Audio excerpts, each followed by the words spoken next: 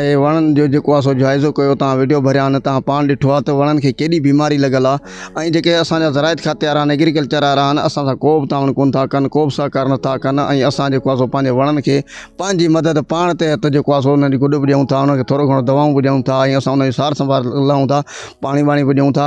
तव्हांखे ख़बर आहे त कलर केॾो महांगो थी वियो आहे, ऐं असां साल इंतज़ारु कंदा आहियूं हिननि वणनि जो, त बाबा ही साल खां पोइ अंब झलींदा, ऐं असां जेको आहे सो हिननि अनमल मां फ़ाइदो वठंदासीं, दोस्तनि खे बि खाराईंदासीं, असां सब्ज़ी मंडी में बि ॾींदासीं। ऐं असांजा जेके आला नसुल जा वणनि, जंहिंमें सिंधड़ी आहे, चोसो आहे, लंगड़ो आहे, ऐं सरोली आहे, उन खां सवाइ असां काफ़ी जेके अनवर टोल आहे, काफ़ी जिन्सूं आहिनि, VVIP जिन्सूं आहिनि।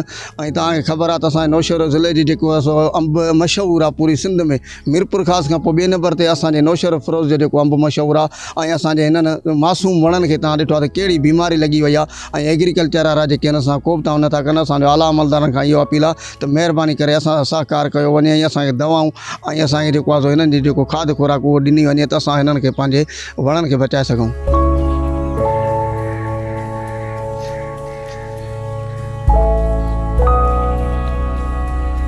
सॼो बाग़ जेको आहे बीमारीअ में चढ़ियल आहे। एग्रीकल्चर खाते वारनि को बि ताउन न कयो आहे। ऐं तव्हां हे ॾिसो बाग़ तव्हां हींअर विज़िट कयो आहे त सॼे बाग़ में माना बीमारी लॻी पई आहे।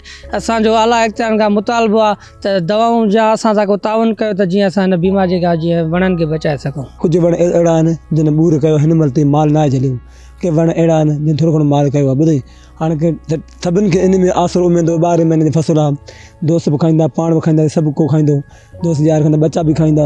त हिन दफ़े मतिलबु को असांजे मुताबिक़ मतिलबु ACDC सभिनि खे मुताबिक़ इहो आहे त असांखां कुझु हेल्प कयो वञे, असां ग़रीबनि जी मदद कयो वञे, ऐं अंब खे बचायो वञे। ऐं सिंध जो अंब हमेशह लाइ मशहूरु आहे। हर को माण्हू सिंधी खाईंदो रहंदो आहे। जंहिं सिंध जा अंब विया त पोइ मतिलबु हर माण्हू सम्झो था त मतिलबु उदासी ईंदो, ऐं बाग़ त रौनक हूंदी आहे।